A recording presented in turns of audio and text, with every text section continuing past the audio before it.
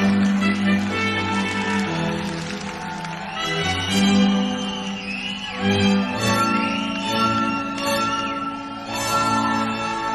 and gentlemen, the power chord, heavy metal, and Goddo!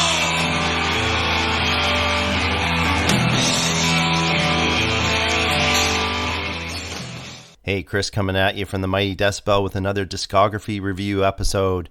This time we're really reaching into the who the hell is that bucket, as most of you will likely not have heard of the band being covered today, Goddo. So born in a suburb of my hometown Toronto in the mid-70s, Goddo was one of those many bands that created a buzz locally but never was able to break out internationally. In this case, its failure to make the big time was self-inflicted, as you're about to hear. So before we begin, some house cleaning. As usual, we'll attack this chronologically, focusing solely on studio albums. No live or compilation releases will be included. And we'll include song snippets to show the change in sound over the years. Given that the band only had 6 studio albums, this will be a relatively short episode.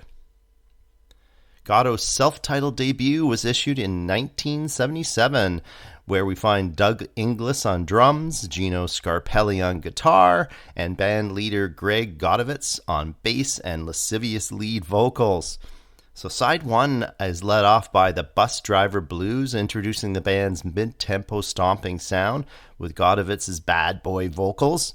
That's followed by 2 more strong early metal pounders, which display the band's proclivity for X-rated, for the time, lyrics.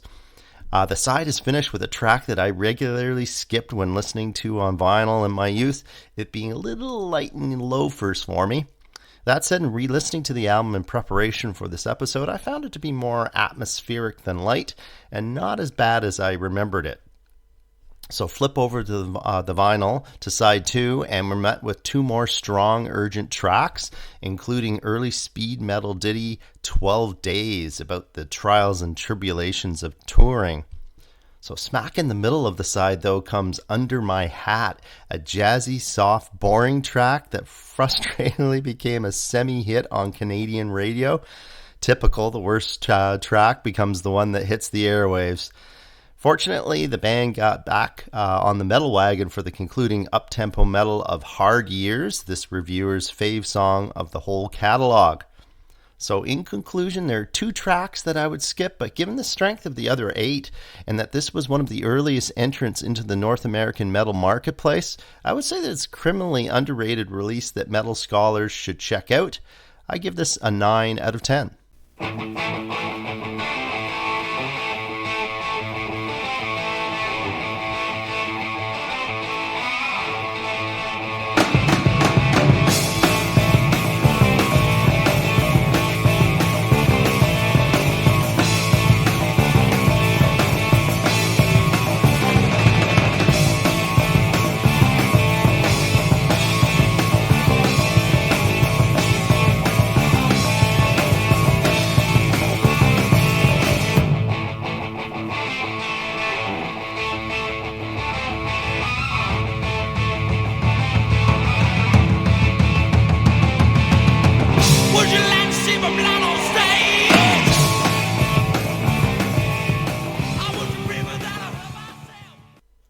Lascivious 3 return a year later with Who Cares? Full album title humorously being, if indeed it's lonely at the top, who cares? It's lonely at the bottom too. So starting out with a short acoustic track, Godovitz crooning with violin support, it acts as the perfect intro to the subsequent ass-kicking of Cock On, an excellent beginning to an album. Then we go all country and western, harmonica in full spit, and Godovitz crooning about broken dreams. Strange place to place such a track on a metal album, taking the wind out of the sails early.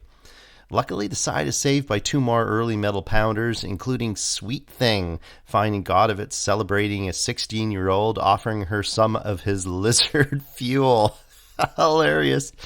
On to side 2, where our ears are met with the saxophone-led There Goes My Baby, sounding like a Stevie Wonder reject track. What the hell?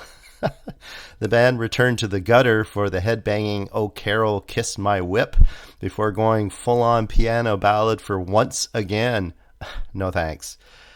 The side is then completed by the threatening too much carousing, the band sounding dangerous and proud. So yeah, here we have another early metal contender with some great tracks, but frustratingly adding 3 throwaway ditties in the mix. Consistency definitely now in question. Fans were left wondering whether Goddo was a metal band, classic rock outfit, or a band in search of an identity. Fans were left confused despite the album being pockmarked with some great strong metal material. This warrants an 8 out of 10.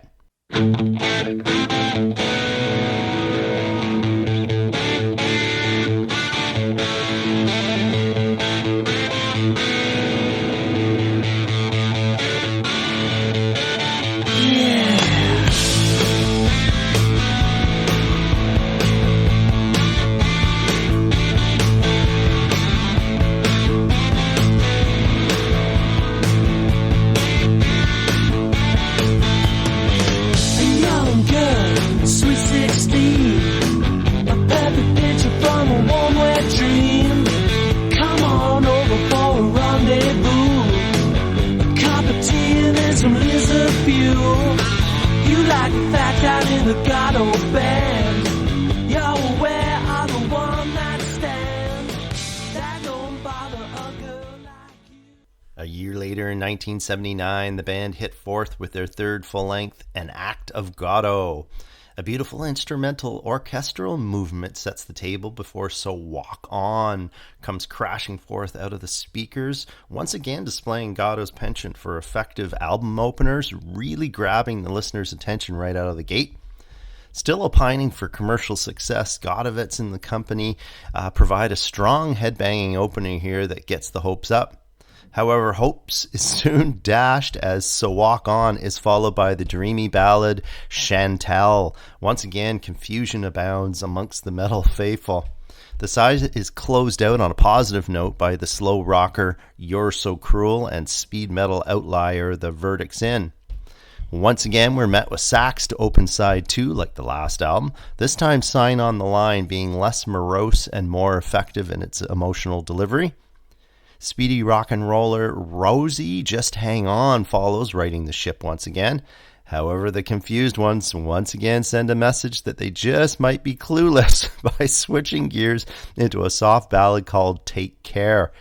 The album is closed out by Work It Out, an introspective rocker, and then a quick revisit of opening instrumental Anacana Panacana. So here we had a situation where a promising band was going backwards, still providing some glimmers of metal acumen, but in disturbingly lesser amounts from albums 1 to 3. They were at risk of losing the hardcore metal fan base with their consistent mixing of the message between metal and ballad, jazz, and other esoteric musical realms. I give this a 7 out of 10.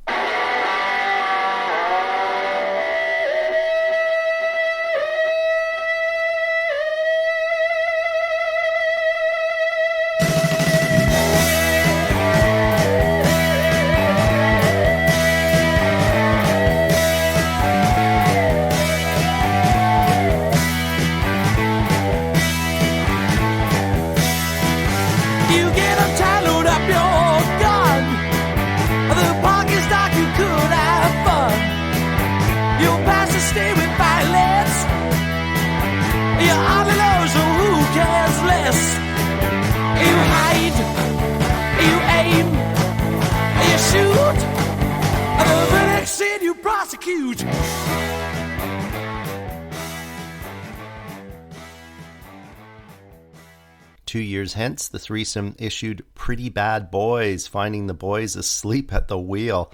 Fully expecting to be met with a frustrating mix of metal and wimpem, here Goddo instead tried to embrace the radio, providing 0 examples of metal. Instead, we get a bunch of boring, mid-paced rockers that fail to engage, while throwing in a pathetic calypso pop ditty and some radio-hugging fare just to poke us metalheads in the eye. So, of course, the title track became a minor hit on Canadian radio just to piss us off even more. So, yeah, this album became the straw that broke the metal base's back, an album I never play, which delivered not one track from my Goddo playlist. Truly a disappointing entry into the band's discography that I would give a grading of 5 out of 10. Leave Best alone.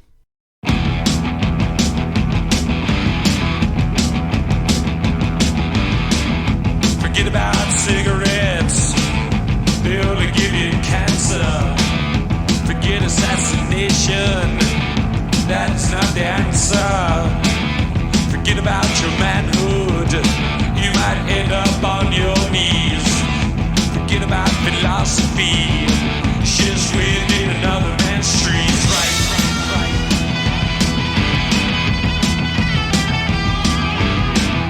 Forget about your work day, lonely bring you down. Forget about your teachers, you were the class clown. Forget about religion, you will live in sin. Forget about forgetting. Probably sensing the fan face's drift, the band issued a double live album called Best Seat in the House later in 1981, smartly packing the setlist with their best hard rock and metal material.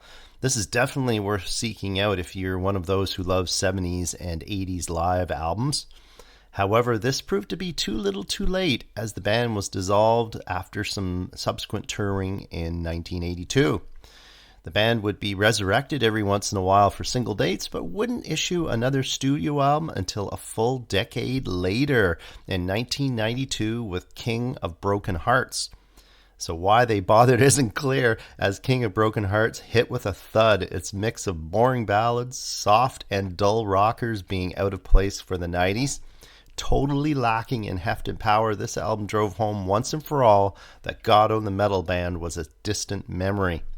So let me save you some time in investigating this overlong, ultimately forgettable release and pointing you to check out Just Don't Know, an 80s style keyboard backed rocker that was out of place for the 90s, and Dreams of New York City, a status quo type low calorie boogie rocker.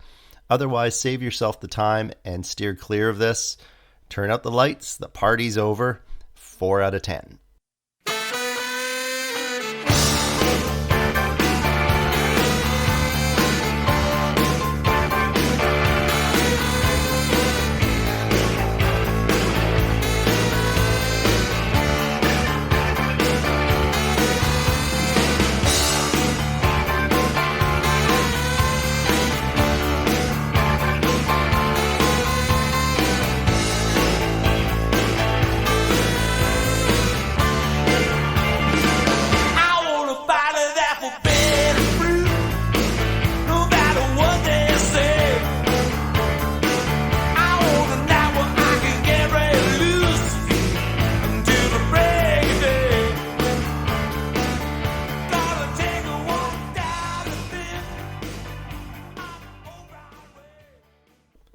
The Clueless Trio were largely inactive for the next decade, other than some intermittent gigs in their local Ontario haunts, until 2003, which saw the issuance of their sixth and final full-length Kings of the Stoned Age.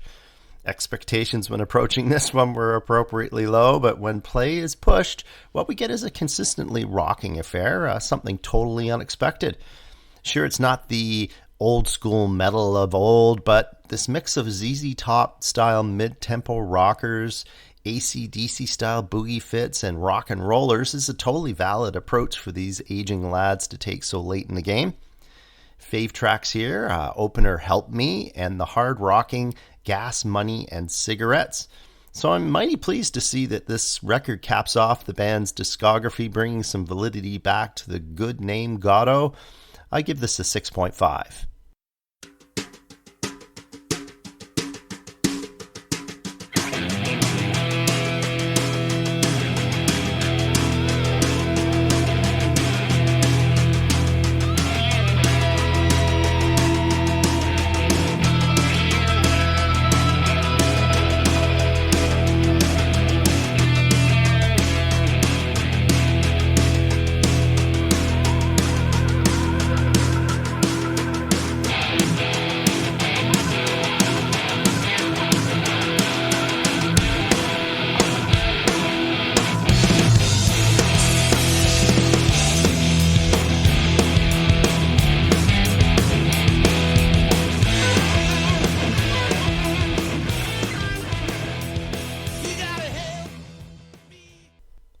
Some rare gigs were subsequently played, but the band was finally put to rest for good in 2018. So there you have it, a review of the inconsistent discography of Toronto's fave bar band, Goddo. So thanks for joining us, and remember to check in every Monday for our new release Mondays. Tuesdays we have our curated playlists in 40 minutes. Wednesdays and Thursdays we have our written album and live reviews. And the odd Thursdays we throw in our best of, top 10s, that sort of thing. You know where to go. www.themightydecibel.com. Have a great one, eh?